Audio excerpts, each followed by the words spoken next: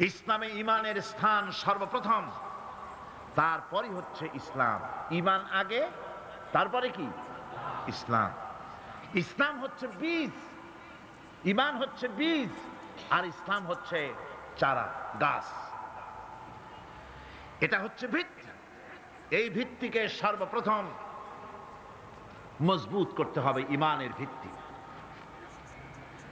ইমানের ভিত্তি দুনিয়ায় ইমানের আহ্বান জানাবার জন্যই আল্লাহ রাব্বুল আলামিন সমস্ত নবী এবং রাসূলদেরকে পৃথিবীতে পাঠিয়েছেন ইমানের আহ্বানের জন্য। দুনিয়ার সমস্ত নবীদের দাওয়াত ছিল ইমানের দাওয়াত। কিসের দাওয়াত? এই ইমানের দাবিটা আসছে, দাওয়াতটা এসেছে আল্লাহর কাছ থেকে। কার কাছ থেকে? দেখুন, পৃথিবীর ভিতরে কোন নবীদের কথার সাথে আরেকজন নবীর কথার কোনো বৈপরীত্য হয় নাই। সমস্ত নবীদের কথা একরকম ছিল। কয় রকম?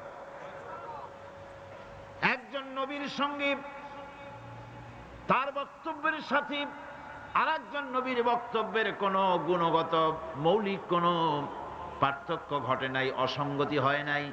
কারণ নবীরা, আম্বিয়া আলাইহিমুস সালাম, নিজেরা বানিয়ে কথা রচনা করে তারা মানুষের সামনে পেশ করে নাই। সমস্ত নবীদের কাছে যত দাওয়াত এসেছে একটা অফিস থেকে এসেছে। সে অফিসটা হচ্ছে কার? আল্লাহ রাব্বুল আলামিনের। তাই দুনিয়ার সমস্ত পয়গম্বরদের দাওয়াত ছিল না ইলাহা ইল্লাল্লাহ, লা ইলাহা ইল্লাল্লাহ, লা ইলাহা, লা ইলাহা ইল্লাল্লাহু মুহাম্মাদুর রাসূলুল্লাহ। এটাই ছিল সমস্ত নবীদের দাওয়াত। কোরআনে কারীম তার ধারক এবং বাহক সম্পর্কে বলে যে তিনি যে দাওয়াত দিয়েছেন সে দাওয়াতটা হলো ইমানের দাওয়াত। আমাদের নবী তিনি এসে যে দাওয়াত দিয়েছেন সে দাওয়াতটা কিসের? কোরআনে কারীম বলছি, ربنا إننا سمعنا مناديا ينادي للإيمان। হে আমাদের রব, নিশ্চয়ই আমরা এমন একজন আহ্বায়কের আহ্বান শুনেছি যিনি আমাদেরকে ইমানের দাওয়াত দিয়েছেন। এমন কোন পয়গম্বর নাই দুনিয়ায় যিনি ইমানের দাওয়াত দেন নাই। সকলেই ইমানের দাওয়াত মানুষের সামনে, বিশ্ববাসীর সামনে পেশ করেছেন। কোরআনে হাকিম স্পষ্ট একটা সীমারেখা দুনিয়ার মানুষের সামনে পেশ করে পৃথিবীর মানুষগুলিকে দুটি শ্রেণীতে বিভক্ত করে দিয়েছে। একটি হচ্ছে ঈমান পোষণকারী, আর একটি হচ্ছে অবিশ্বাসী। একটা ঈমান পোষণকারী আর একটা অবিশ্বাসী। ঈমান পোষণকারীরা সত্যশ্রয়ী, তারা হচ্ছে জ্ঞান এবং নূরের সম্পদে সমৃদ্ধ। আর দ্বিতীয় দলটি হচ্ছে কাফের, জালিম, মূর্খ। তারা হেদায়েতের রাস্তা তাদের জন্য অবরুদ্ধ।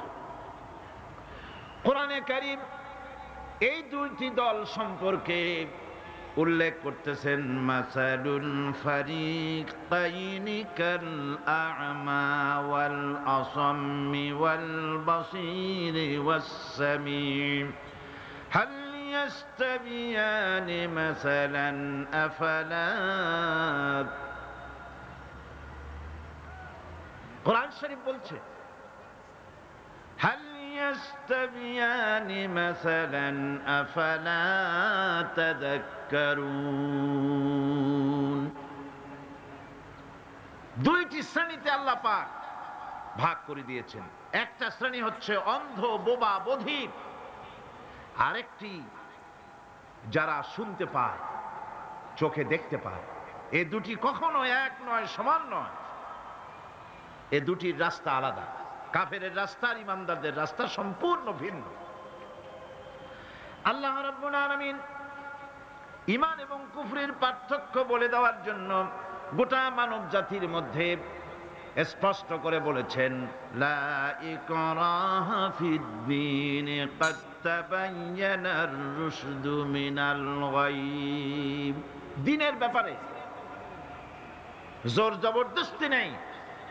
এখানে হেদায়েত, হেদায়েতের পথ এবং গোমরাহি, হেদায়েতকে গোমরাহির পথ থেকে সম্পূর্ণ আলাদা করে দেওয়া হয়েছে। লা ইকরাহা ফিদ্দীন, দ্বীনের ব্যাপারে কোনো জোর জবরদস্তি নাই। যারা ধর্মনিরপেক্ষবাদী তারা এই আয়াতটাকে নিজেদের মতবাদকে প্রতিষ্ঠার লক্ষ্যে অনেক সময় কাজে লাগায়। দুটি আয়াতকে তারা বেশি ব্যবহার করে। একটা হচ্ছে লাকুম দীনুকুম ওলিয়া দীন, আর একটা হচ্ছে লা ইকরাহা ফিদ্দীন। এই দুইটি আয়াতকে ধর্মনিরপেক্ষবাদীরা ব্যবহার করে। এই দুটির কোনটি তাদের আদর্শকে বোঝাবার লক্ষ্যে ব্যবহারের কোনো সুযোগ নাই। লা ইকরাহা ফিদ্দীন, ধর্মের ব্যাপারে কোনো বাড়াবাড়ি নাই, জোর জবরদস্তি নাই। এ কথা বলা হয়েছে এই কারণে যে কোন বিধর্মীকে, অমুসলিমকে ভয় দেখিয়ে, লোভ দেখিয়ে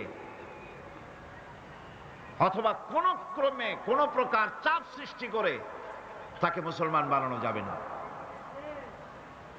এমনকি সূরা তওবার মধ্যে এসেছে, যুদ্ধ চলাকালীন সময়, জিহাদ চলাকালীন সময় কোন অমুসলিম যদি ইসলাম জানার জন্য তোমাদের তাঁবুতে আসে, তাহলে তুমি তাকে ইসলাম বুঝাও। ইসলাম শোনার পরে যদি মেনে নেয় ভালো কথা, আর যদি না মানে তাকে তার তাঁবু পর্যন্ত ফিরে যেতে চাও, ফিরে যেতে দাও। মাঝপথে তাকে আক্রমণ করা যাবে না। ধর্মের ব্যাপারে কোনো বাড়াবাড়ি নাই। লা ইকরাহা ফিদ্দীন, এর দ্বারা ধর্মনিরপেক্ষতার কোনো কথা বোঝানো হয়নি। আর লাকুম দীনুকুম ওয়ালিয়া দীন, এটা ছিল কাফেরদের সেই বক্তব্যের প্রেক্ষিতে যেখানে কাফেরেরা বলেছিল মুহাম্মদ সাল্লাল্লাহু আলাইহি ওয়াসাল্লাম, আসুন আমরা এক কাজ করি, সেটা হলো ধর্ম নিয়ে আমাদের মধ্যে যে বাকবিতণ্ডা হচ্ছে, আমরা ধর্মকে 50-50 ভাগ করে নিই। কিছুদিন আমরা গিয়া আপনার আল্লাহরে সেজদা দেই, আর কিছুদিন আপনারা আমাদের মূর্তিগুলিকে প্রণাম করুন। এই প্রস্তাব যখন রাখল, আল্লাহ রাব্বুল আলামিন সূরা কাফিরুন অবতীর্ণ করে দিলেন, কুল ইয়া আইয়ুহাল কাফিরুন লা আ'বুদু মা তা'বুদুন। হে কাফেরেরা, হে অবিশ্বাসীরা, নবী আপনি বলুন, হে অবিশ্বাসীরা, তোমরা যার ইবাদত করো আমরা তার ইবাদত করি না, আবার আমরা যার ইবাদত করি তোমরাও তার ইবাদত করো না। সুতরাং লাকুম দীনুকুম ওয়ালিয়া দীন, সুতরাং তোমাদের দিন তোমাদের জন্য, আমাদের দিন আমাদের জন্য। এখানে নিরপেক্ষতার কথা বলা হয় না, এখানে পক্ষের কথা বলা হয়েছে। কিসের পক্ষ? ধর্মের পক্ষ। কিসের পক্ষ? হিন্দু, খ্রিস্টান, বৌদ্ধ, তোমরা তোমাদের ধর্মের পক্ষে থাকো। মুসলমান, তোমরা তোমাদের ধর্মের পক্ষে থাকো। ধর্মের ব্যাপারে নিরপেক্ষ হওয়ার কোনো সুযোগ নাই। আছে নাকি সুযোগ? আমি পার্লামেন্টে বলেছি এই কথা, যে একটা ধর্মের উপরে বিশ্বাস করে নিজেকে একটা ধর্মের পক্ষের ব্যক্তি হিসাবে ঘোষণা করে কেউ বলছে, দাবি করছে আমি হিন্দু, কেউ বলছে আমি বৌদ্ধ, কেউ বলছে আমি খ্রিস্টান, কেউ বলছে আমি মুসলমান। নিজেকে একটা ধর্মের বিশ্বাসে বিশ্বাসী ঘোষণা করার পর আমি ধর্মনিরপেক্ষ, এই কথাটা মিথ্যা, বানোয়াট, জালিয়াতি, প্রতারণা, মুনাফিক। কোন ধর্মের অনুসারী ব্যক্তি ধর্মনিরপেক্ষ হতে পারে না। কেবলমাত্র নাস্তিক, যারা আল্লাহরে মানে না, আল্লাহকে স্বীকার করে না, ওরা বলতে পারে আমরা ধর্মনিরপেক্ষ, ধর্মের ব্যাপারে আমরা নিরপেক্ষ, গুলো মানি না, বিশ্বাস করি না। কিন্তু যারা ধর্মে মানে, সেদের যে ধর্মেরই হোক না কেন, সে ব্যক্তি ধর্মনিরপেক্ষ যদি দাবি করে, এটা মিথ্যে কথা, এটা মুনাফিকি ছাড়া আর কিছু হতে পারে না। মুসলমানকে, যে কোনো জাতিকে যে ধর্মে আছে ধর্মের পক্ষে থাকার কথাই বলা হয়েছে। এখন আমি বলতেছিলাম ইমানের কথা। ইমান আগে আনতে হবে।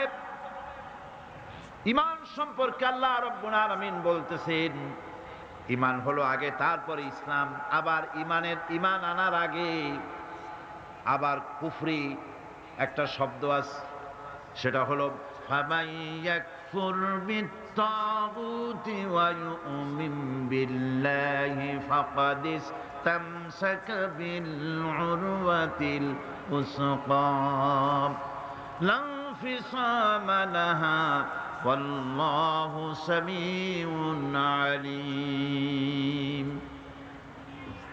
ফামান ইয়াকফুর বিত্তাগুত, যে ব্যক্তি তাগুতকে অস্বীকার করেছে, সর্বপ্রথম তাগুতকে অস্বীকার করতে হবে। ওয়া ইউমিন বিল্লাহ, আর এরপরে আল্লাহর উপরে যে ঈমান আনলো, ফাকাদ ইসতামসাকা বিল উরওয়াতিল উসকা, সে এমন এক শক্ত অবলম্বন ধারণ করলো যা তাকে কোনো কিছুই বিচ্ছিন্ন করবে না, ধ্বংস করে দেবে না। সুবহানাল্লাহ। এখন সত্যিকারের ঈমানদারের পরিচয়টা কি? কোরআনে কারীম সত্যিকারের ঈমানদারের পরিচয় এভাবে পেশ করতেছে, ইন্নামাল মুমিনুনা আল্লাযীনা আমানু বিল্লাহি ওয়া রাসূলিহি সুম্মা লাম ইয়ারতাবু وجاهدوا بأموالهم وأنفسهم في سبيل الله أولئك هم الصادقون। ঈমানের দাবিতে সত্যবাদী কারা? ইন্নামাল মুমিনুনা আল্লাযীনা আমানু বিল্লাহি ওয়া রাসূলিহি, সত্যিকারের মুমিন তো তারা যারা নাকি ঈমান এনেছে আল্লাহর উপর এবং রাসূলের উপরে। এই ঈমান আনার পর সুম্মা লাম ইয়ারতাবু, এরপরে কোন সন্দেহে সে নিপতিত হয় নাই, কোন সন্দেহ তার মনের মধ্যে জায়গা পায় নাই, আর সে আল্লাহর রাস্তায় জিহাদ করেছে মাল দিয়ে, জান দিয়ে। উলাইকা হুমুস সাদিকুন, এরাই হলো ঈমানের দাবিতে সত্যবাদী। সুম্মা লাম ইয়ারতাবু, অথবা এক বিন্দু সন্দেহ মনের মধ্যে জায়গা দেয় নাই, অর্থাৎ ঈমান আনছি কার উপরে? আল্লাহর উপরে। কার উপরে? আর তার রাসূলের উপরে। আল্লাহ এবং রাসূলের উপরে ঈমান আনার পর যারা আল্লাহ এবং রাসূলের বিধান জীবনের সকল ক্ষেত্রে মানতে পারে নাই, তারাই সন্দেহে নিপতিত হয়েছে। কথা বুঝতে পেরেছেন? তাদের সন্দেহ এই কোরআন মানুষের জীবন, তার সম্পদ, তার রাজনীতি, তার অর্থনীতি পরিচালনা করতে পারে না। সেই জন্য ধর্মের ব্যাপারে কোরআন মানি, ধর্মের ব্যাপারে নামাজ আর রোজা মানি, কিন্তু রাজনীতিতে ধর্ম মানি না। এটাই হলো সন্দেহ। এটাই কি? সন্দেহ, অবিশ্বাস। জীবনকে তারা দুইটা ভাগ করেছে, এক ভাগ রাজনীতির জন্য, আর এক ভাগ কিসের জন্য? ধর্মের জন্য। জীবনকে ভাবে দুইটা ভাগ করার কোন অধিকার দেওয়া হয় নাই। যারাই মুখে উচ্চারণ করেছে লা ইলাহা ইল্লাল্লাহু মুহাম্মাদুর রাসূলুল্লাহ, জোরে সোরে পড়েন লা ইলাহা ইল্লাল্লাহু মুহাম্মাদুর রাসূলুল্লাহ। যারা জীবনকে, যারা নাকি ঈমান এনেছে, কালেমা বিশ্বাস করেছে, আল্লাহ এবং রাসূলের প্রতি ঈমান এনেছে, জীবনকে দুইটা ভাগ করার কোনো অধিকার নাই। যার কথা মতো নামাজ পড়বো তার কথা মতোই রাজনীতি করব, যার কথা মতো হজ করব, যাকাত দিব, তার কথা মতো পার্লামেন্ট চালাবো, যার কথা মতো হজ করব, যাকাত দিব, সেজদা দিব, তার কথা মতোই বঙ্গভবন আর সেক্রেটারিয়েট চালাবো। যাকে মানি, যে আল্লাহরে সেজদা করি সারা জীবন, যে রাসূলকে মানি আমার নেতা হিসাবে, রাসূল হিসাবে, সে আল্লাহ এবং রাসূলের হুকুম অনুযায়ী আমার কোর্ট কাছারি, আদালত, শিক্ষাঙ্গন চালাবো। এটা যদি চালাই তবে আমি মুমিন, আর যদি না চালাই, সন্দেহে যদি নিপতিত হয়ে যায় যে কোরআন থাকবে মসজিদে, আমার পার্লামেন্টে কোরআন ঢুকতে পারবে না, কোরআন পার্লামেন্ট শুরু হওয়ার সময় একবার তেলাওয়াত হবে কিন্তু তা আমল করা হবে না, অনুষ্ঠানগুলি শুরু হবে কোরআন দিয়ে কিন্তু তা আমল করা হবে না। কোরআন তেলাওয়াত করে ব্যবসা প্রতিষ্ঠান উদ্বোধন করা হচ্ছে কিন্তু সুদের টাকা দিয়ে ব্যবসা প্রতিষ্ঠান বানানো হলো। বিবাহ পড়ানো হচ্ছে কোরআনের আয়াত দিয়ে কিন্তু যৌতুক গ্রহণ করা হারাম, সেই যৌতুক দিয়ে বিয়ে উদ্বোধন করা হলো। এমনি সকল ক্ষেত্রে নাফরমানি করে যে ঈমানের দাবি করলো, এই ঈমান ঈমান নয়, এর নাম মুনাফিকি। বাঁচতে হবে, সন্দেহের দানা বাঁধলে চলবে না। বিশ্বাস করতে হবে আমার এই কোরআনের নাম সংবিধান, এই কোরআন দিয়ে পার্লামেন্ট চলবে। চলবে না? চলবে না? চলবে। আমি এ যাবৎকালীন যত বক্তব্য রেখেছি পার্লামেন্টে, আমার অধিকাংশ বক্তব্য আমি কোরআন দিয়ে হাদিস দিয়ে বলেছি, আলহামদুলিল্লাহ। চাই সে শিল্পনীতি, বিদ্যুৎ নীতি, অর্থনীতি, বাজেট, শিক্ষানীতি, আইন শৃঙ্খলা পরিস্থিতি, সবটা কোরআন হাদিস দিয়ে আমি আলোচনা করার চেষ্টা করেছি, আলহামদুলিল্লাহ। আমার এলাকার মানুষের কাছে আমার এটা ওয়াদাও ছিল, নির্বাচনকালীন ওয়াদা। আমি এই ওয়াদা করি নাই যে আপনারা আমাকে ভোট দেন, আমি আপনাদেরকে মটকির মতো বিশাল রসগোল্লা বানায় দেব, গরুর গাড়ির চাকার মতো জিলাপি বানায় দেব, এইসব কথা বলিনি। রাস্তা দেব, ঘাট দেব, কলেজ দেব, এগুলো বলিনি। আমি বলেছি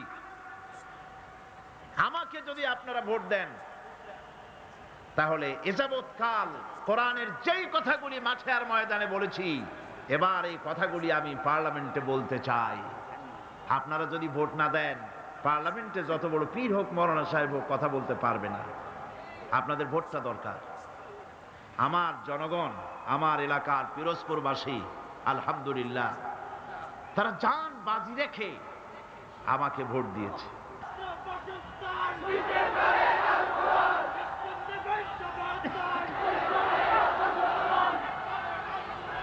আমার বন্ধুগণ, ইমানের কথা বলছি।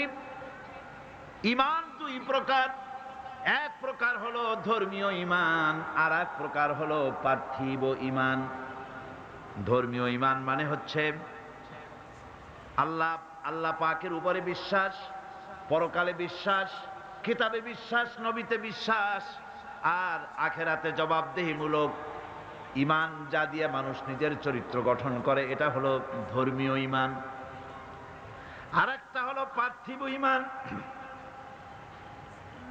ধর্মীয় ইমান হচ্ছে, পার্থিব ইমান হচ্ছে যেখানে কোনো চরিত্র নাই, দিন নাই, ইমান নাই, পরকালে জবাবদিহির কোনো চিন্তা নাই, এটা হলো পার্থিব ইমান। ধর্মীয় ইমানে লোকেরা আল্লাহ এবং রাসূলকে বিশ্বাস করে, আর পার্থিব ইমানে, ধর্মীয় ইমানে আল্লাহ হচ্ছেন একজন। কয়জন? ইলাহ, ইলাহ, ইলাহ, ইলাহ কে? আল্লাহ। ইলাহ হচ্ছেন এক, ইলাহ এক, আল্লাহ এক, আল্লাহ এক এবং একক। আল্লাহ হচ্ছেন এক, একক। ধর্মীয় ইমানে যারা বিশ্বাসী, তারা আল্লাহ রাব্বুল আলামিনকে এক হিসাবে জানে। আর যারা পার্থিব ইমানে বিশ্বাসী, তাদের ইলাহ হতেছে চারজন, তাদের খোদা হচ্ছে চারটা। কয়টা খোদা? চারটি খোদা, চারটি মাবুদ তাদের। এই চারটি খোদা কি তারা চারটি মাবুদের ইবাদত করে তারা চলে।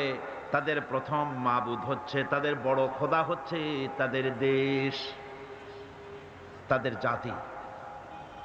তারা দেশের জন্য, জাতির জন্য দেহ, মন, প্রাণ, সম্পদ সব উজাড় করে দিতে পারে, কিন্তু আল্লাহ রাব্বুল আলামিনের সামনে একটা সেজদা দিতেও নারাজ। দেশের জন্য তারা সব করতে পারে, দেশের মহব্বতে সব করতে পারে, কিন্তু আল্লাহর জন্য কিছু করতে পারে না। এই দেশটারে কে বানাইলেন? কে বানিয়েছেন? আল্লাহ রাব্বুল আলামিন। এ দেশের সুখ, শান্তি, সমৃদ্ধি, সম্পদ কে দিয়েছে? সে আল্লাহ পাকের কথা মনে থাকে না, শুধু দেশের জন্য তারা দেশভিত্তিক জাতীয়তা তৈরি করে, দেশভিত্তিক জাতীয়তা। তারপরে ধর্ম তারা বাদ দিয়ে দেয়। বিশ্বকবি ডক্টর আল্লামা ইকবাল রহমতুল্লাহ আলাইহি তিনি সুন্দর করে বলেছেন, কম মজহব সে হ্যায় मजहब जो नहीं तुम भी नहीं, कौम मजहब से है मजहब जो नहीं तुम भी नहीं, जज्बे बाहम जो नहीं महफिल अंजुम भी नहीं। ধর্মেতে হয় জাতির গঠন, ধর্ম নাই তো তুমিও নাই, নাইকো যদি মাধ্যাকর্ষণ, গ্রহ সূর্য ভূমিও নাই। ধর্ম দিয়ে জাতির গঠন হয়। ধর্ম হচ্ছে ভিত্তি, তারপরে জাতি। আমি তো আগে মুসলমান, তারপরে আমি বাংলাদেশি। আমি আগে কি, তারপরে কি? আমি বাংলাদেশি। প্রথমে ধর্ম, আমি মুসলমান। এই ধর্ম যদি থাকে আমার জাতীয়তা টিকবে। আমার ধর্ম ছাড়া যদি জাতীয়তা গড়ি, সেই জাতীয়তা মিক্স আপ হয়ে যাবে। সেখানে আমার স্বাতন্ত্র্য, আমার অস্তিত্ব, আমার স্বকীয়তা বজায় থাকবে না। যেমন মাধ্যাকর্ষণ, ল অফ গ্র্যাভিটেশন আছে বলে চন্দ্র, সূর্য, গ্রহ, নক্ষত্র সব টিকে আছে, ঠিক কিনা? মাধ্যাকর্ষণ যদি না থাকে, গ্রহ, উপগ্রহ, নক্ষত্র, সৌররাজি, solar system, whole solar system, galaxy, Milky Way, পৃথিবী, যা কিছু আল্লাহ সৃষ্টি করেছেন সব ধ্বংসস্তূপে পরিণত হয়ে যাবে। আল্লাহ পাক এটাকে মাধ্যাকর্ষণ শক্তির মাধ্যমে এটাকে টিকায় রেখেছেন। এটা আল্লাহর কুদরত। এরকম অসংখ্য মাধ্যাকর্ষণ বানিয়েছেন। শুধু পৃথিবীর মাধ্যাকর্ষণ নাই, অন্যান্য গ্রহগুলিরও মাধ্যাকর্ষণ আছে, একটা আর একটাকে ধরে রাখার জন্য। মাধ্যাকর্ষণ আছে বলেই যেমন সব আছে, ধর্ম আছে বলে জাতি আছে। ধর্ম থাকবে না, এই জাতীয়তার 4 পয়সার কোনো দাম।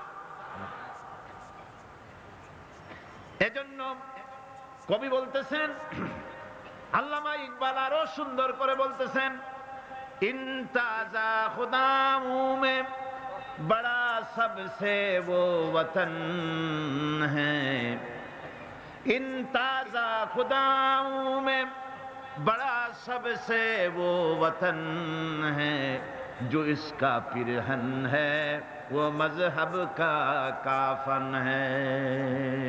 इन ताजा खुदाओं बड़ा सबसे वो वतन है। এই টাটকা খোদাগুলির মধ্যে, ওদের যে 4টা খোদা, সেই 4টা তাজা টাটকা খোদাগুলির মধ্যে সবচেয়ে বড় খোদা হলো ওয়াতান, দেশ। দেশের জন্য গান রচনা করে, দেশের পাখির জন্য গান রচনা করে, দেশের গাছের জন্য গান রচনা করে, দেশের প্রবাহিত নদী নালার জন্য গান তৈরি করে। কিন্তু এই সৌন্দর্য যিনি সৃষ্টি করলেন সেই আল্লাহর নামে একটা অক্ষরও লিখতে রাজি না। এখন এই টাটকা খোদাগুলির মধ্যে সব থেকে বড় খোদা হলো তাদের ওয়াতান, দেশ। দেশের জন্য তারা সব পারে, কিন্তু আল্লাহর জন্য কিচ্ছু পারে না। দেশ তো বাদ দিলে চলবে না, দেশ তো লাগবে। দেশ না থাকলে আমরা থাকবো কোথায়?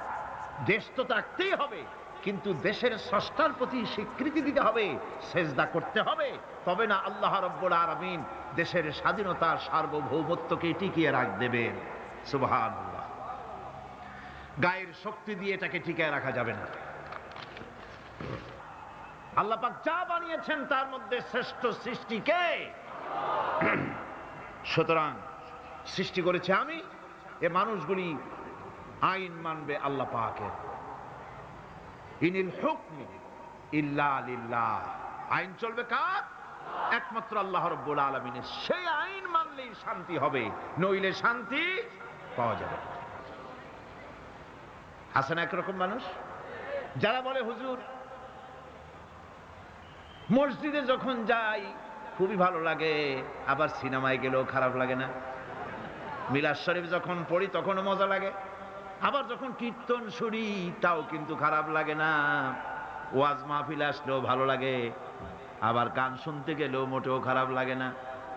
এইসব মানুষগুলি সম্পর্কে শায়ের বলতেছেন, মসজিদ মে যাকে নামাজ পড়ো, होटल पे जाके शराब पियो, मस्जिद में जाके नमाज पढ़ो, होटल पे जाके शराब पियो, ताकि रहमान भी राजी रहे, शैतान भी नाराज न हो।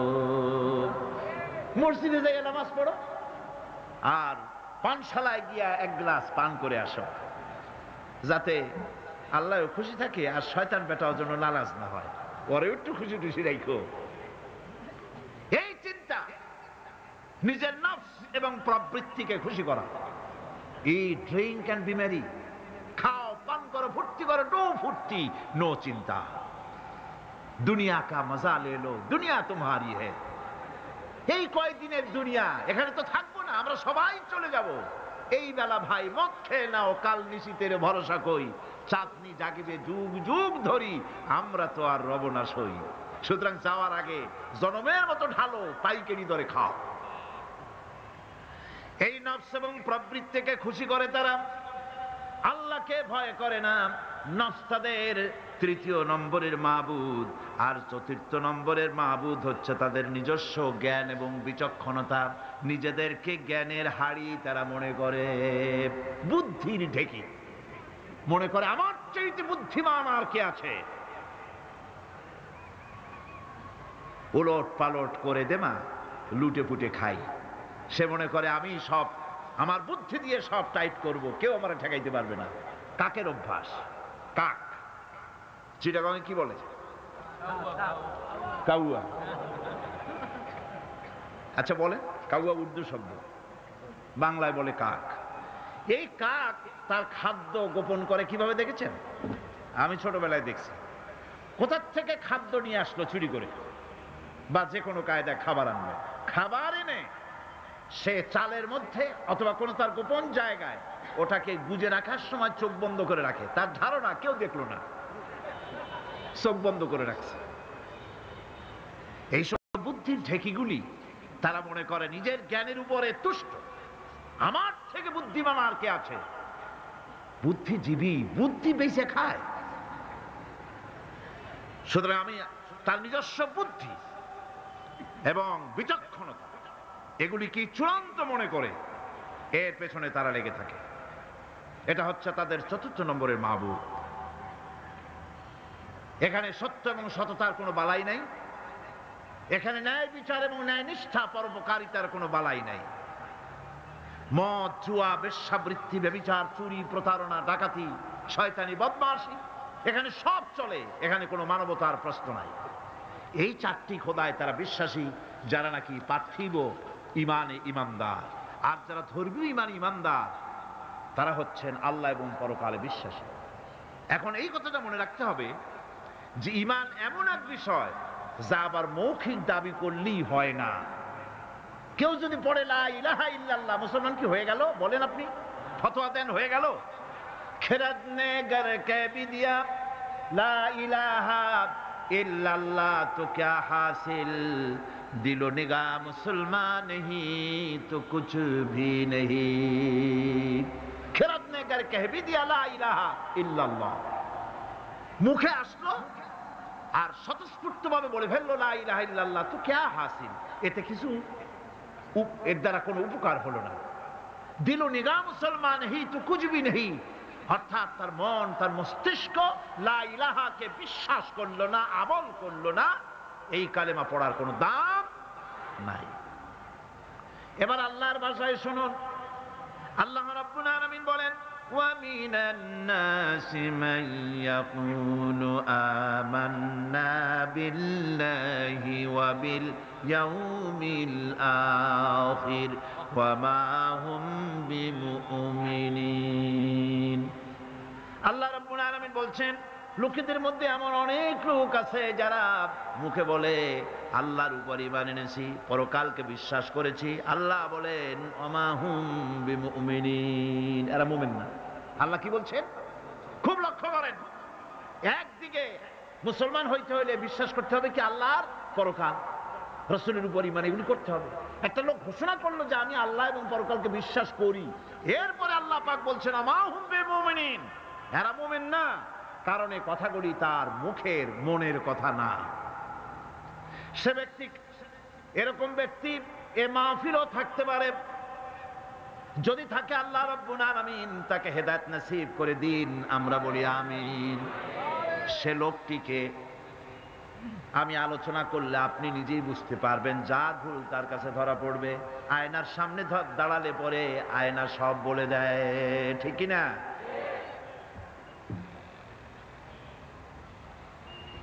সেই ব্যক্তি, যে ব্যক্তি নাকি কালেমা পড়ে, নামাজ পড়ে, আবার ব্যবসায়ী হলে ওজনে কম দেয়, খাদ্যে ভেজাল দেয়, মানুষের সঙ্গে প্রতারণা করে, টাকা নিয়ে ফেরত দেয় না, ওয়াদা খেলাপ করে, চুরি করে, ডাকাতি করে, জেনা করে, সুদভিত্তিক ব্যাংকের থেকে টাকা তুলে ব্যবসা করে, সুদের ব্যবসা করে, ঘুষ দেয়, জেনা করে, আর একদিকে নামাজ পড়ে, সময় হলে আবার হজ করে আসে। এরকম মানুষ আছে না নাই? এই ধরনের মানুষগুলি ইহরামের কাপড় পরে হজের নিয়ত করে জিদ্দায় পা রেখে যখন বলে লাব্বাইক আল্লাহুম্মা লাব্বাইক লাব্বাইক লা শারীকা লাকা লাব্বাইক ইন্নাল হামদা ওয়ান নি'মাতা লাকা ওয়াল মুলক লা শারীকা লাক লাব্বাইক আল্লাহুম্মা লাব্বাইক। আয় আল্লাহ, প্রভু হাজির, প্রভু আমি হাজির, হে আমার রব, তোমার গোলাম হাজির। বান্দা বলে আয় আল্লাহ, গোলাম হাজির। গায়েব থেকে আওয়াজ আসে, আল্লাহর পক্ষ থেকে বলা হয় লা লাব্বাইকা ওয়ালা সাদাইক। বান্দা বলছে আমি উপস্থিত মাবুদ, আর মাবুদ বলছে আমি তোমার উপস্থিতিকে গ্রহণ করলাম না। তুমি বলছো হাজির, আমি বলছি তুমি অনুপস্থিত, তোমার উপস্থিতি আমি গ্রহণ করলাম না। কারণ কারণ তুমি যে টিকিট করে আসছো ওইটা হারাম টাকা, যে রামের কাপড় পরেছো ওইটা হারাম টাকা দিয়ে কেনা, মক্কা মদিনায় যে খরচ করবে, তাবুতে থাকবে, বাস ভাড়া দেবে, যা খাবে, জায়নামাজ কিংবা তসবিহ কিংবা মার্কেটিং করার জন্য যে টাকা আনছো, সব হারাম। তোমার গায়ের গোশত হারাম, তোমার গায়ের রক্ত হারাম। হারাম খেয়ে পেটটারে সাইজ মতো বানাইছো, এরকম করে হারামের টাকা দিয়া হজ করতে এসেছো, তোমার উপস্থিতি আমি গ্রহণ করলাম না। নাউজুবিল্লাহ। সুতরাং মুমিনের দাবি করলেই হবে না, ইমানের দাবি করলেই হবে না, কাজে তা প্রমাণ করতে হবে। সেটা কি? সেটা হচ্ছে ইন্নাল্লাযীনা ক্বালু রাব্বুনাল্লাহু সুম্মা ইসতাকামু তাতানাজ্জালু আলাইহিমুল মালাইকা।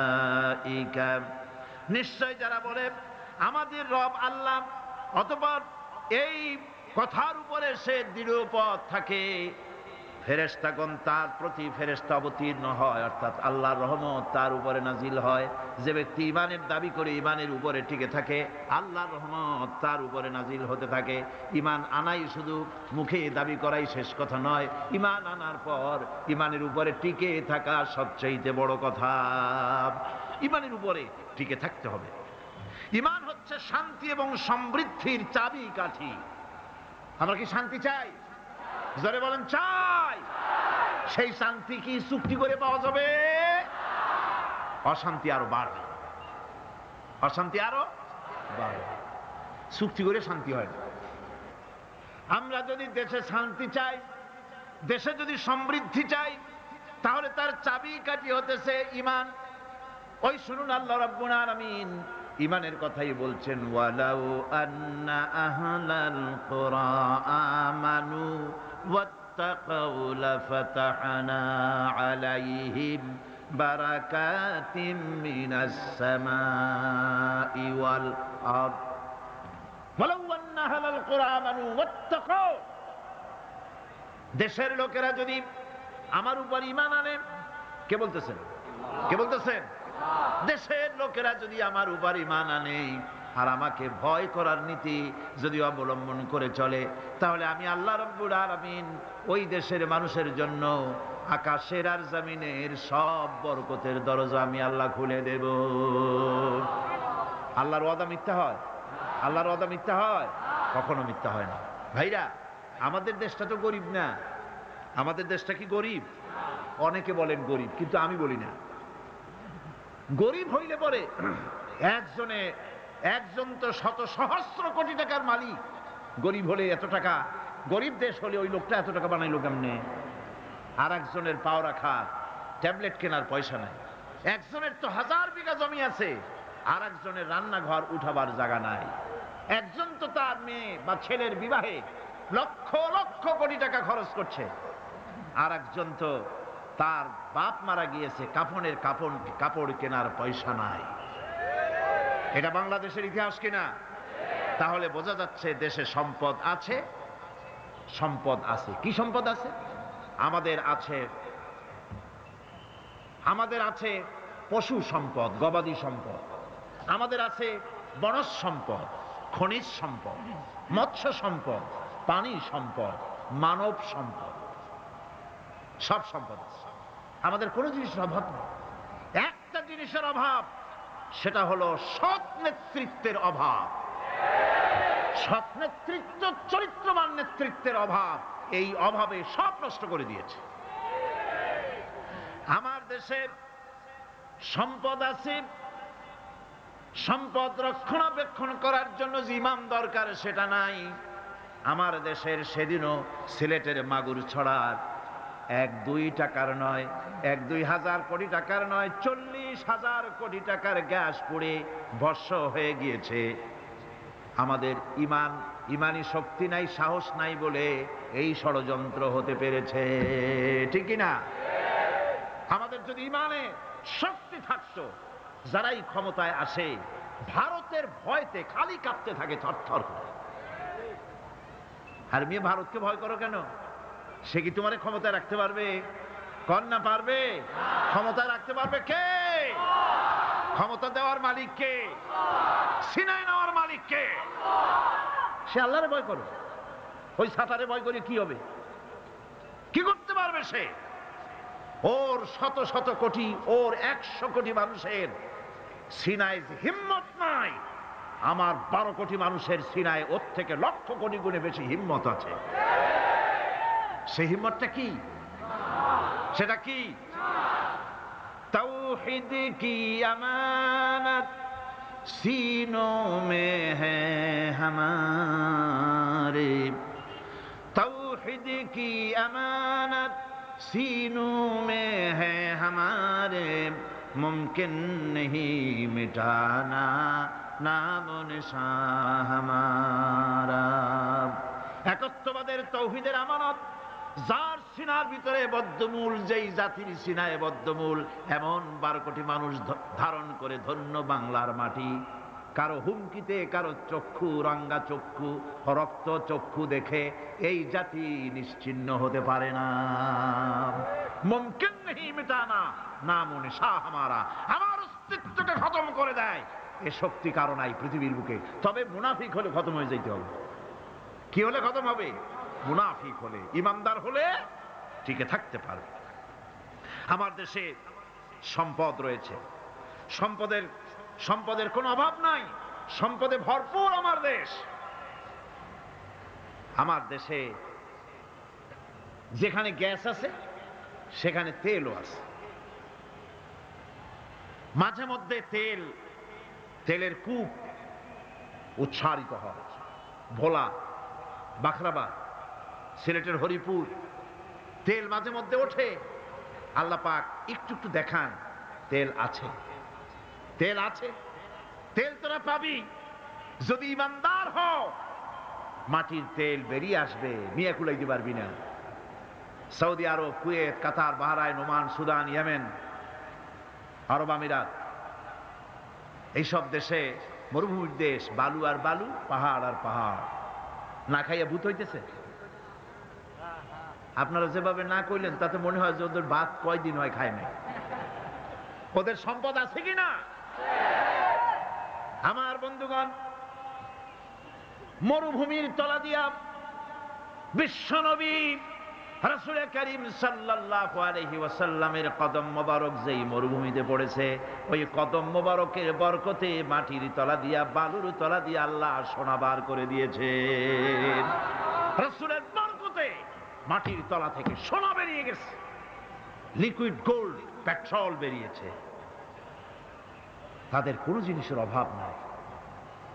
আমরাও আল্লাহর শত্রু নই, আমরাও আল্লাহর বান্দা, আল্লাহর গোলাম। আমরা কি? আমার দেশও আল্লাহ অভাব রাখেন নাই, আমার দেশও আছে। নাই শুধু ঈমান, নাই শুধু চরিত্র, তেল আছে বলি মাঝে মধ্যে আল্লাহ রাব্বুল আলামিন দেখায় দেন তেল আছে, ঈমান আনো, তেল বের করে দেব। আর যদি ঈমান না আনো, ঈমানের নামে যদি মুনাফিকি করো, ক্ষমতায় যাওয়ার আগে বারবার উমরার হজ, ধর্মের নামে হজ, সংস্কৃতির নামে ধর্ম আমদানি করার জন্য, মানুষকে বিভ্রান্ত করার জন্য মক্কা মদিনায় দৌড়াদৌড়ি, আর সংস্কৃতি আমদানির জন্য গয়া কাশীতে দৌড়াদৌড়ি। এই যদি অবস্থা হয়ে যায়, মাটির তেল বের হবে না। এই মুনাফিকি যারাই করে তাদের তেল আল্লাহ বের করে দিবে। পারবেন কিনা? পারবেন কিনা? হাজার বার পারবেন। ফাআলুল লিমা ইউরিদ, যা খুশি তিনি তাই করেন, ঠিক কিনা? যা খুশি তিনি তাই করেন। আমার কাছে দুইটা দেশের দৃষ্টান্ত আছে, একটা হচ্ছে রাশিয়া আর একটা হচ্ছে আমেরিকা। রাশিয়ার জনগণ বলছিল দেয়ার ইজ নো গড। রাশিয়ার সরকার এবং তার পূজারীরা তারা বলেছিল দেয়ার ইজ নো গড, স্রষ্টা বলতে কেউ নাই। কারে চ্যালেঞ্জ করলো? বোঝেন বোঝেন কথা বোঝেন? কারে চ্যালেঞ্জ করলো? সরাসরি আল্লাহ কি চ্যালেঞ্জ করে বসছে? সাহস করে আল্লাহ না, আল্লাহ যেন চ্যালেঞ্জটা গ্রহণই করলেন। ইতিহাসের পাতার দিকে যদি তাকাই, লক্ষ্য করে দেখতে পাই আল্লাহ যেন এটাকে, চ্যালেঞ্জটাকে গ্রহণই করে ফেললেন। সেখানে দেখা গেল যে লোকটা বলল দেয়ার ইজ নো গড, স্রষ্টা বলতে কেউ নাই, ধর্ম একটা আফিম, এই জাতীয় বক্তব্য যে লোক রাখলো, সেই লোকটার বিরাট 20 ফিট উঁচা আর 50 টন ওজনের মূর্তি, ব্রোঞ্জ দিয়ে বানানো মূর্তি। লেনিনের এই মূর্তিটা যখন কোনো যুদ্ধ হলো না, কোনো মারামারি নাই, কোনো যুদ্ধ নাই, মারামারি ছাড়া, যুদ্ধ ছাড়া, সংঘর্ষ ছাড়া যারা বলল দেয়ার ইজ নো গড, স্রষ্টা বলতে কেউ নেই, আল্লাহ বলতে কেউ নাই, এই দেশটাকে, সোভিয়েত ইউনিয়নকে আল্লাহ রাব্বুল আলামিন গজব দিয়া টুকরা টুকরা করে দিলেন। এটা ইতিহাস না মিথ্যা? এটা গল্প না বাস্তব? সোভিয়েত ইউনিয়ন টুকরা টুকরা হয়ে গেল। এখন মূর্তিটার দশা হবে কি? ইতিহাস বলছে এই মূর্তি আল্লাহরে চ্যালেঞ্জ করলো, যে বলল ধর্ম আফিম আর আল্লাহ বলতে কেউ নাই। সেই মূর্তিটারে ক্রেন দিয়ে নামানো হলো, গোটা জাতি জুতা দিয়ে ওটারে পাড়াইল। এই জন্য মূর্তি পূজা যারা করে, মানুষকে উঁচা বানাবার জন্য, শ্রেষ্ঠ বানাবার জন্য প্রাণান্ত যারা করে, ইতিহাস সাক্ষী দেয় এগুলি রব্বুল আলামিন ডাস্টবিনে নিক্ষেপ করে দেন। মানুষের জন্য নয়, প্রশংসা করো আল্লাহর। মূর্তিটারে পাড়াইলো গোটা জাতি।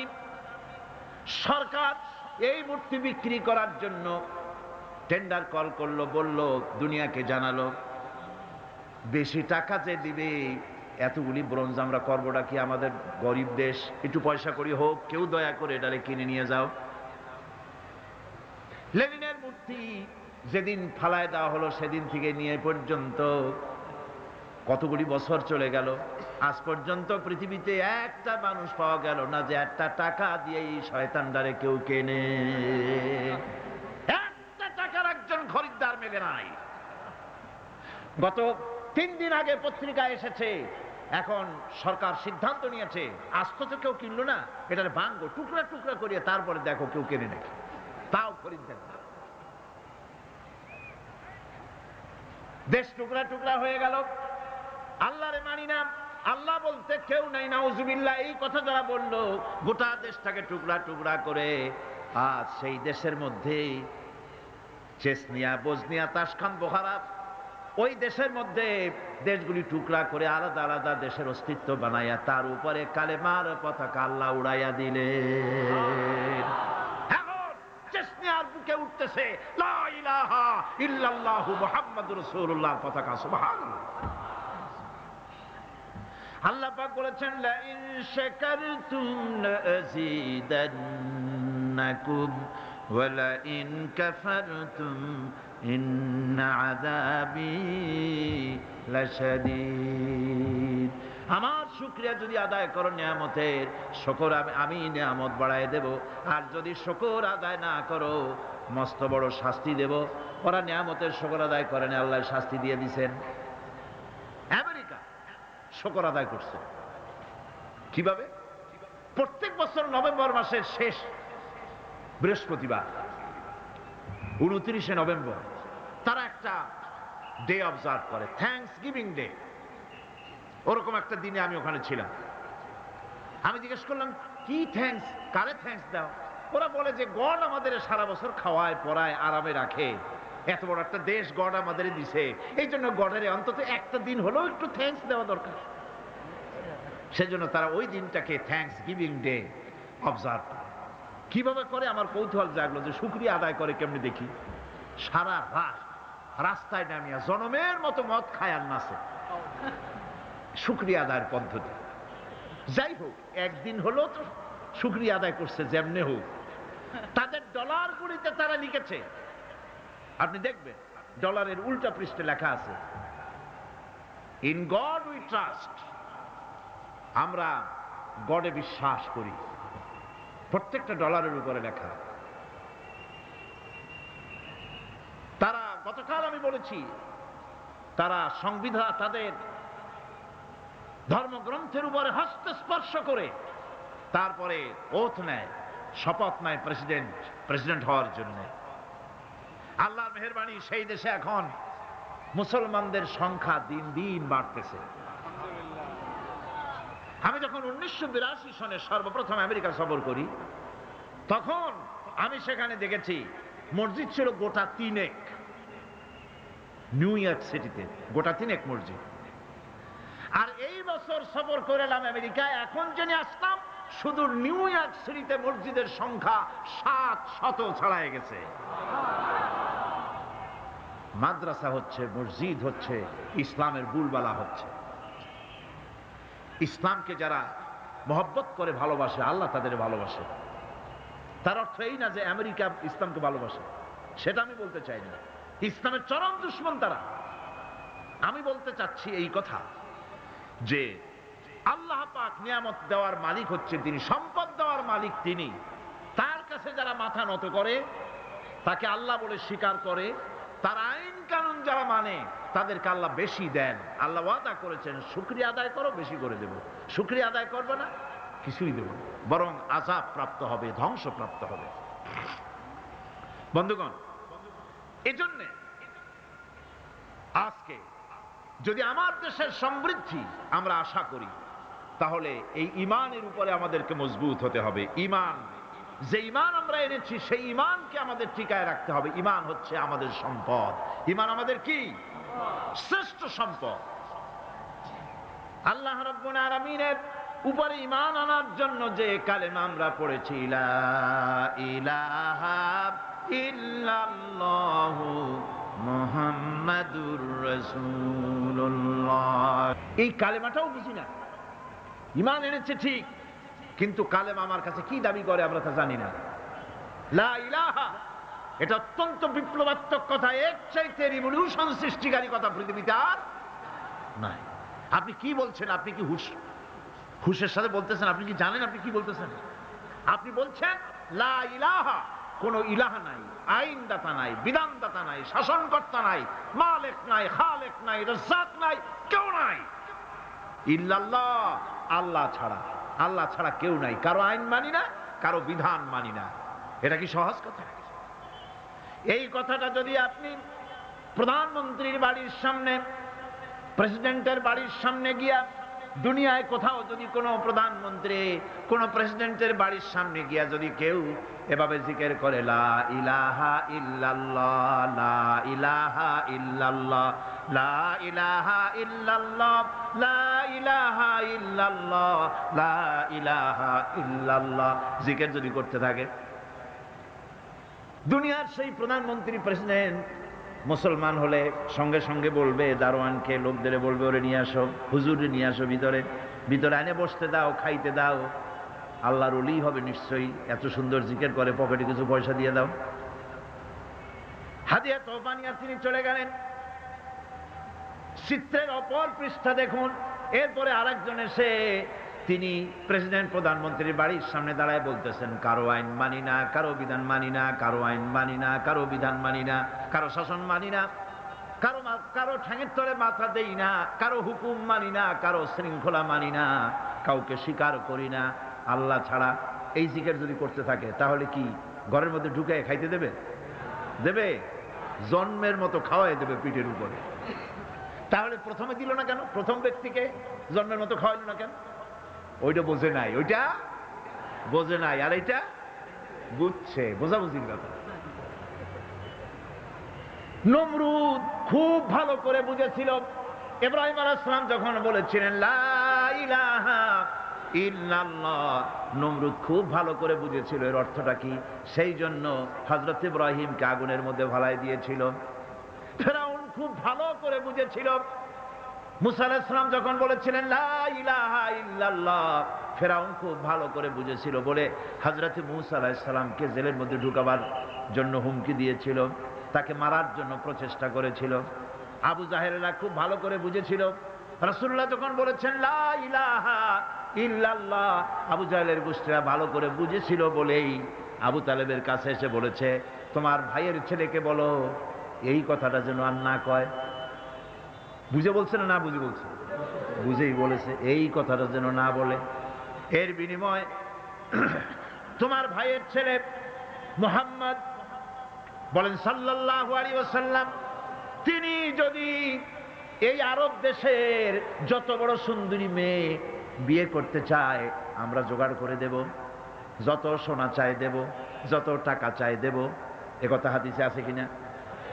যত টাকা চাই দেব, নেতৃত্ব চাইলে তাও দিয়ে দেব, তবুও যেন লা ইলাহা ইল্লাল্লাহর দাওয়াতটা যেন না দেয়। একথা বলতেছে কারা? নেতারা ভালো করে বুঝেছে এই কলেমা যদি চালু হয় আমাদের মতো শয়তানদের নেতৃত্ব চলবে না, সেজন্যই বাধা দিয়েছে। আবু তালেব গিয়ে যখন প্রস্তাব করলো, তিনি যখন প্রস্তাব করলেন রাসূলের কাছে, আল্লাহর নবী তখন সঙ্গে সঙ্গে বললেন, চাচাজি ওরা যা দিতে পারে সেটা তো দূরের কথা, যেটা দিতে পারে না তাও যদি ওরা আমাকে দিয়ে দেয়, আকাশের ওই চন্দ্রটা ধরে এনে যদি ওরা আমার বাম হাতে তুলে দেয়, আর আকাশের ওই সূর্যটা এনে যদি ওরা আমার ডান হাতে উঠায় দেয়, এরও বিনিময় আমি মুহাম্মদ সাল্লাল্লাহু আলাইহি ওয়াসাল্লাম এক মুহূর্তের জন্য তাওহীদের দাওয়াত বন্ধ করে দেব না। কখনো নয়। এ কালেমা বিপ্লবী কালেমা। এই কালেমা যারা উচ্চারণ করে, এই কালেমা যারা বিশ্বাস করে, তার সমাজে চুরি, ডাকাতি, জেনা, ব্যভিচার, অন্যায়, অত্যাচার, মানব প্রচিত মতবাদ চলতে পারে না।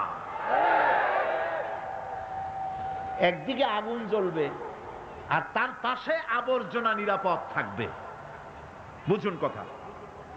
এখানে আগুন, এই গ্লাসটা কি ধরুন আগুন জ্বলতেছে, চতুর্পাশে এই ধরনের কিছু আবর্জনা আছে, নিরাপদ, জ্বলে না। তাহলে বুঝতে হবে ওটা আগুন না। এটা কি? আগুন না। আগুনের নামে যাকে বুঝতেছি ওটা ভেলকি, ওটা আসলে আগুন না। আগুন হলে তো আবর্জনা পুড়তই। মুসলমান নামে যত মুসলমান আমরা চোখে দেখি আর মুসলমান বলে দাবি করি, আসলে মুসলমান যেমন হওয়া উচিত আমরা তেমন হতে পারি নাই। যদি পারতাম তাহলে কুফর আর বিদআত, শিরক আর চুরি আর ডাকাতি, জেনা, ব্যভিচার, এই আবর্জনাগুলি মুসলমান দেশে থাকার কথা ছিল না। এগুলো নির্মূল হয়ে যেত যদি সত্যিকারের মুসলমান হইতাম। ওই যে ইন্দোনেশিয়া মুসলমানদের, পৃথিবীর মুসলমানদের সংখ্যাগরিষ্ঠতার দিক থেকে 1 নম্বর হলো ইন্দোনেশিয়া, 2 নম্বরে আমরা। সেখানে কি এমনি মুসলমান আগের থেকে ছিল? না। সাহাবায়ে কেরাম ব্যবসা করার জন্য, আরব মুসলমানেরা ব্যবসা করার জন্য তারা ইন্দোনেশিয়া এলেন, চায়না গেলেন, রাশিয়া গেলেন। এইসব মুসলমানদের ওঠা বসা, চলাফেরা, ব্যবহার, লেনদেন দেখে দেখে এই মানুষগুলি তাদের শুধু চেহারা দেখে, তাদের আলাপ দেখে, তাদের ওঠা বসা দেখে, তাদের লেনদেন দেখে, তাদের ব্যবহার দেখে, তাদের আমানতদারি, দিয়ানাতদারি দেখে আর কোরআন পড়া লাগে নাই, শুধুমাত্র মুসলমান দেখে তারা বলেছে লা ইলাহা ইল্লাল্লাহু মুহাম্মাদুর রাসূলুল্লাহ। এই শান্তি তো চাই। এই মুসলমানগুলির যেমন দেখি, এটাই হলো আসল। তারা ইসলাম কবুল করেছে। আজ আমার দেখে তো কেউ মুসলমান হইতে চায় না। মদিনা মুনাওয়ারায় রাসূলুল্লাহ ইসলামী আন্দোলনের শেষ পর্যায়ে নবুয়তের শেষ পর্যায়ে হুজুরের বিদায়ের আগে মদিনার 8 বছরে চলে যাওয়ার পর আর কোনো কাফের ছিল না যারা শত্রুতা করলো। তারা দেখলো খামোখাই শত্রুতা করেছে এই লোকটির সাথে, ধর্মের শত্রু মনে করেছিলাম, আসলে তো ভালো মানুষ, আমাদের কারো কোনো ক্ষতি করে নাই, বরং আমরা এখন দরজা খুলে ঘুমাতে পারি, নারীরা একাকিনী যাতায়াত করতে পারে, কারো সাহস নাই চোখ তুলে তাকায়, কেউ মানুষকে হত্যা করে না, চুরি করে না, ডাকাতি করে না, বৃদ্ধদেরকে সম্মান দেওয়া হয়, যুবকদেরকে বেকার ভাতা দেওয়া হয়, শিশুদেরকে খাবার দেওয়া হয়। এমন সুন্দর সমাজ তো পৃথিবীতে আর দেখি নাই। সঙ্গে সঙ্গে লোকগুলি ইসলাম কবুল করতে লাগলো। আল্লাহ পাক তখন নাজিল করলেন, ইযা জাআ নাসরুল্লাহি ওয়াল ফাত ওয়ারাআইতান নাসা ইয়াদখুলুনা ফি দীনিল্লাহি আফওয়াজা ফাসাব্বিহ বিহামদি রাব্বিকা ওয়াস্তাগফির ইন্নাহু কানা তাওয়াবা। ইযা জাআ নাসরুল্লাহি ওয়াল ফাতহু, আল্লাহর পক্ষ থেকে যখন বিজয় আসবে, ইসলামের যখন চূড়ান্ত বিজয় আসবে, তখন ও নবী ওয়ারাআইতান নাসা ইয়াদখুলুনা ফি দীনিল্লাহি আফওয়াজা, তখন তুমি দেখতে পাবে দলে দলে লোক ইসলামের মধ্যে প্রবেশ করছে। সুবহানাল্লাহ। রাসূলুল্লাহ নবুয়তের শেষ যুগে এসে মদিনায় দেখা গেল আশেপাশে আর কাফের বলে কেউ নাই, সব পড়েছে লা ইলাহা ইল্লাল্লাহু মুহাম্মাদুর রাসূলুল্লাহ। আজ আমরাও যদি ইমানের বলে বলিয়ান হই, আমরাও যদি ইমানের বলে বলিয়ান হয়ে সত্যকে উঁচু করে ধরি, যদি ইমানের উপরে মজবুত হই, আমানতকে খেয়ানত না করি, মিথ্যে কথা না বলি, ওজনে যদি কম না দেই, আমরা মনে করি মসজিদ হলো ধর্মের জায়গা, আর বাইরে যা মোল্লা তাই করি। মসজিদেই আল্লাহর কথা মতো চলবো, আর বাইরে আমার নিজের মতো, এটার নামই ধর্মনিরপেক্ষ। এটার নাম কি? এই হলো কুলক্ষণ, কুদশা। মসজিদে যে আচরণটা করলাম, মসজিদে যারে সেজদা দিলাম, মসজিদে যার কথা মানলাম, যার হুকুম মেনে মসজিদের ভিতরে নামাজ পড়লাম, মসজিদের চেহারা তো আমার জনগণ দেখে না। ভালো করে শোনেন, মসজিদে কি করলাম তা তো জনগণ দেখে না। মসজিদের ইমানটা নিয়ে যখন আমি চাষ করতে যাব, কল কারখানায় যাব, খেতে খামারে যাব, অফিসে আদালতে যাব, যখন আমি দোকানদারিতে যাব, তখন আমার চেহারা, আমার আমল জনগণ দেখবে, হিন্দু দেখবে, খ্রিস্টান দেখবে, বৌদ্ধ দেখবে, আর দেখে বলবে এরা তো সত্যই আলাদা প্রকৃতির মানুষ, এরা তো ঘুষ খায় না। অফিসে গেলে বলে সাজাও ঘুষ দেওয়া যায় না, ঘুষ খায় না, মিথ্যা কথা বলে না, ওজনে কম দেয় না, খাদ্যে ভেজাল দেয় না। এই দৃশ্য যখন দেখবে, মানুষ থেকে আলাদা একটা স্বতন্ত্র মানুষ হিসাবে যখন দেখবে, আপনার আর তাফসীর করা লাগবে না, আপনার আর ওয়াজ করা লাগবে না, শুধু আপনারে দেখেই অন্য জাতি পড়বে লা ইলাহা ইল্লাল্লাহু মুহাম্মাদুর রাসূলুল্লাহ।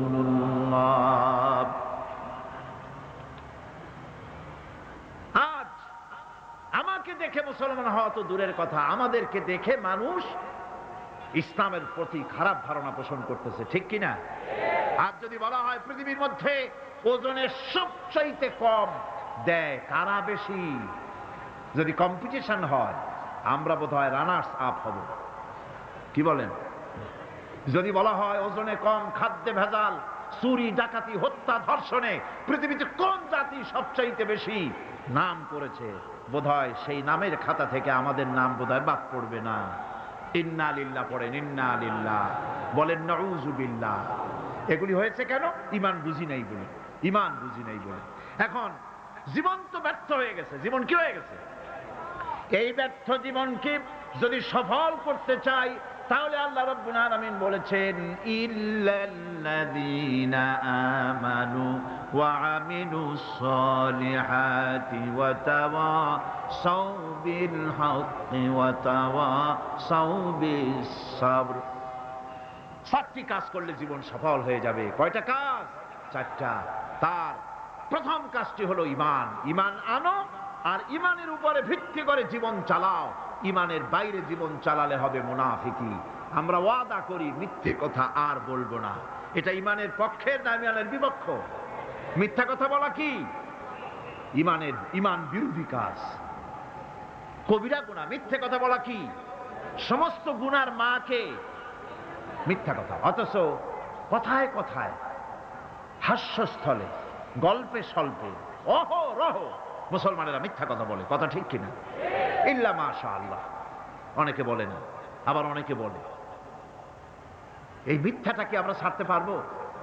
আজকে যারা আসছি, জীবন গেলেও মিথ্যা বলবো না। পারি আমরা ওয়াদা করতে? মিথ্যা বলবো না, অহংকার করব না, ওজনে কম দিব না, খাদ্যে ভেজাল দিব না, জমিনের আইল ফেলবো না, প্রতিবেশীর হক নষ্ট করব না, প্রতারণা করব না। এগুলি যদি করি তাহলেই আমরা মুসলমান। তাহলে আমরা কি? আরে ভাই, মুসলমান একটা আলাদা জাতি যে আল্লাহ বানানেন, এটা কি জন্য? এই জন্য যে আপনারা গরু গোশত খাইয়া শেষ করে ফেলাবেন গরুগুলা। এজন্য তো শকুন যথেষ্ট ছিল, ঠিক কিনা কন? শকুন কি কম আছে নাকি? গরু কমাবার ইচ্ছেই যদি আল্লাহর থাকে তো মুসলমান বানাবার দরকার কি? শকুনে জন্মের খাওয়া খাও। শুধু গরু খাওয়ার জন্য মুসলমান বানানো হয়নি। একটা আলাদা জাতি আল্লাহ পাক সৃষ্টি করেছিলেন। সেটা এই জন্য, কাযালিকা জাআলনাকুম উম্মাতান ওয়াসাতান লিতাকুনু শুহাদা আলান নাস। আমি তোমাদেরকে পৃথিবীর সাক্ষী বানাতে চাইছি। সুবহানাল্লাহ, জোরে বলেন সুবহানাল্লাহ। আল্লাহ রাব্বুল আলামিন বলেন, আমার মানসা হচ্ছে, আমার ইচ্ছে হলো তাম পৃথিবীর বুকে আমি চাই মুসলমানেরা তারা হবে দুনিয়ার মানুষের সাক্ষী, আর দুনিয়ার মানুষের সাক্ষী হবে মুসলমান। মুসলমানদের সাক্ষী কিয়ামতে হবে আল্লাহর রাসূল। রাসূল হবেন সাক্ষী। দুনিয়ার মানুষের সাক্ষী মুসলমান হবে। সাক্ষী কি? সাক্ষী হচ্ছে, এ মাহফিল আমি আরো বলেছি, সাক্ষী হচ্ছে ওই যে পুকুর কাটে মানুষ, রাস্তা বানাবার জন্য মাটি কাটে, সেই মাটি কাটতে গিয়া যে কুয়া খনন করে, তার মধ্যে একটা উঁচা ঢিবির মতো বানায়া রাখে। এটারে কি কয়? ওটা কিসের সাক্ষী? মাটি কাটার সাক্ষী। মাটি যে আপনি কাটছেন, তার গভীরতা, তার প্রশস্ততা কতটুকুন, তা ওই স্তম্ভের উপর থেকে সাক্ষীর উপর দিয়ে ফিতা ধরিয়া মাপিয়া ঠিক করা হয় মাটি কাটার পরিমাণটা কি। ওটা হলো সাক্ষী। আল্লাহ রাব্বুল আলামিন মুসলমানদের সাক্ষী বানাইছিলেন। পৃথিবীর সমস্ত মানুষের সাক্ষী তোমরা। তোমাদের মাথার উপরে ফিতা ধরে আমেরিকা প্রতিযোগিতা করবে সততার দিক থেকে, চরিত্রের দিক থেকে, অর্থনীতির দিক থেকে, সমাজনীতির দিক থেকে, সঠিক রাজনীতি পরিচালনার দিক থেকে মুসলমানের মতো হইতে পারলো কিনা, এজন্য আমেরিকা প্রতিযোগিতা করবে মুসলমানের মতো হওয়ার জন্য। ব্রিটিশ প্রতিযোগিতা করবে, ইটালি করবে, ফ্রান্স করবে, জার্মান করবে, তাম পৃথিবীর মানুষ মুসলমানদের মতো হওয়ার জন্য প্রতিযোগিতা করবে। এটাই ছিল আল্লাহ পাকের ইচ্ছা। আল্লাহ পাক এটাই চান। কিন্তু আমরা কি তা হতে পেরেছি? আমরা কি দুনিয়ার মানুষের সত্যের মানদণ্ড হতে পেরেছি কিনা? হয়েছি কিনা কন? না, হই নাই। বরং আমাকে দেখে মুসলমান কাছে আসে না, অন্য জাতি কাছে আসে না, বরং আমাকে ঘৃণা ভরে দেখে, হেট করে। তারা মনে করে এই যে কি মুসলমান, এটাই কি মুসলমান?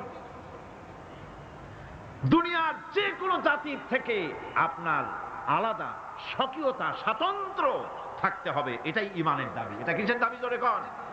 এটাই ইমানের দাবি। যারা মাহফিলে এসেছেন আজ, নারী, পুরুষ, যুবক, কিশোর, তরুণ, ছাত্র, শিক্ষক, সাংবাদিক, সাহিত্যিক, পেশাজীবী, ডাক্তার, বুদ্ধিজীবী, আইনজীবী, প্রশাসনিক ব্যক্তিবর্গ, সকল মানুষের কাছে আমার দাবি, আসুন আমরা চরিত্রকে পরিবর্তন করি, আমাদের ইমানের দাবি পূরণ করি। মিথ্যা, জেনা, জুয়া, অসত্য, অহংকার, মিথ্যাচার, ব্যভিচার, অন্যায়, জল ইত্যাদি থেকে আমরা নিজেকে রক্ষা করি, অন্যকেও বাঁচাই, সৎ চরিত্রের উপরে জীবন যাপন করি। শান্তি আল্লাহ পাক এই জমিনে ফিরিয়ে দিবেন যদি আমরা সত্যিকারের ইমানের উপরে চলতে পারি।